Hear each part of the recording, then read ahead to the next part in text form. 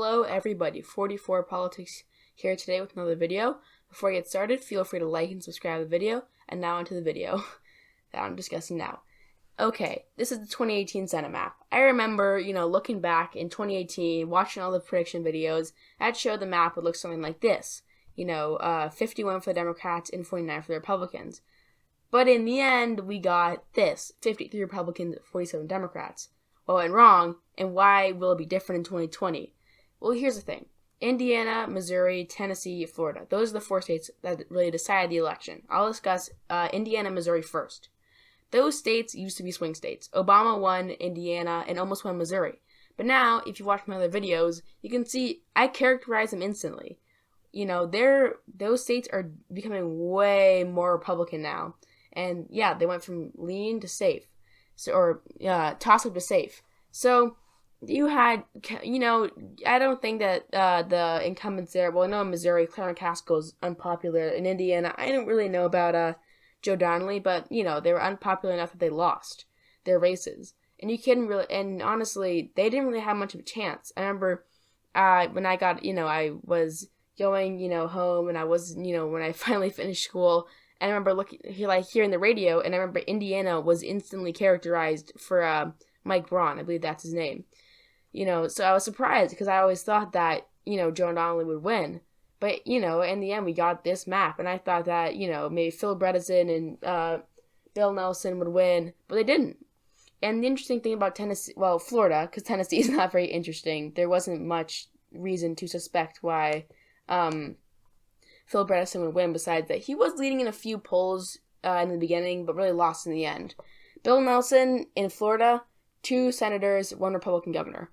It's becoming more of a Republican state, to be honest, Florida. I think that eventually it's going to flip back towards the Democrats, but it's been Republican. Well, it was Republican in, I believe, 2000. Well, it's actually debatable, and 2004, though. 2008 and 2012 went for Obama, then went back to Trump in 2016. So it's a toss-up, but I still don't think Biden's going to win it. I think it's honestly getting more and more Republican.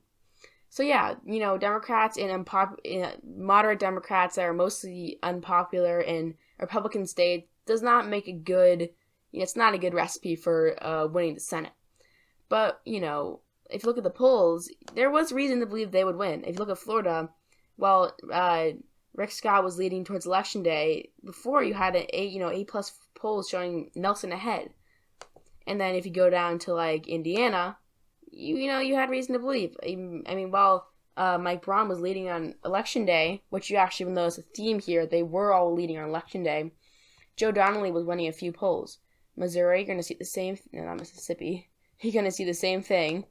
The Republican leading on Election Day, but the Democrat closing up in polls, and some of them were even A+ polls. And finally, in Tennessee. And Tennessee was interesting because Phil Bredesen was a popular former governor, and he was leading a lot in the beginning. Look back here, he was... Dang, 530, you're not going to prove my point? Okay. You see he was leading by 10% in the beginning, and then it just tightened up so much, and Marsha Blackburn won.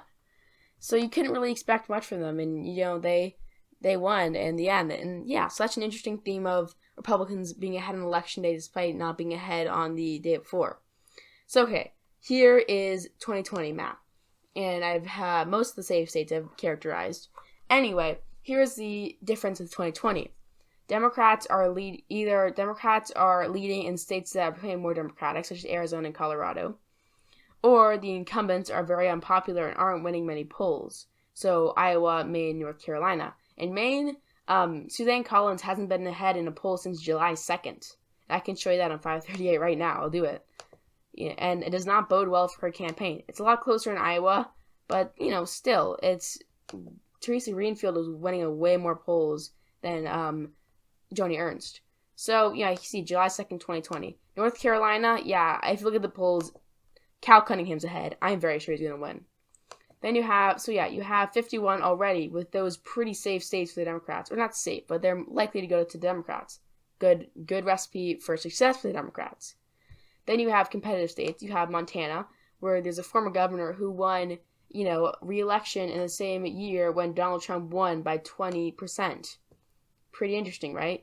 So I think that he can prevail against his fellow Steve Daines. Then you have, like, Jon Ossoff, who could be considered, like, he might win. I mean, it's totally possible. If you look at the same patterns, he's still winning several polls. There's even Ossoff +1. He isn't winning as many as, people in 2018, but this could be the reverse 2018 for the Republicans. Could turn what happened to the Democrats on their head and hit the Republicans with it, So I think that he could possibly win. Ralph Warnock, if you look at the polls again, he could win against Kelly Loeffler. He's won a few polls and he's closing the race up, so it won't just be 2 Republicans. And then, that's 54 already. And then you have, the rest of these states, Kansas, Alaska, Kentucky, South Carolina, all competitive. And, if they win those states, it's just the states that are decently likely to go to the Democrats. It's 54-46. If you take away the states that are less likely to go, okay, it's 52-48. So this just really shows well for the Democrats. The Democrats are going to lead, and I think they're going to win because of this. And it just compared to 2018, it's really the Republicans' defense and the Democrats on the offense. And the Republicans just aren't playing defense too well.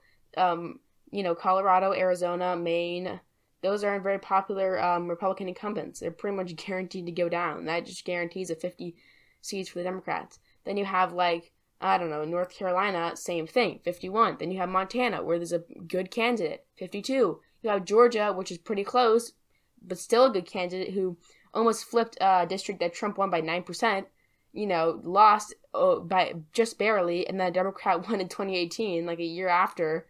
Good campaigner, good candidate. So it's pretty likely the Democrats can win. Okay, so that sums it all up pretty well. Thank you all for watching. Please subscribe so I can make more content. Like the video so more people can see my content, and tell me in the comments how many seats do you think each party will have. So I'll see you in the comment section down below, and goodbye.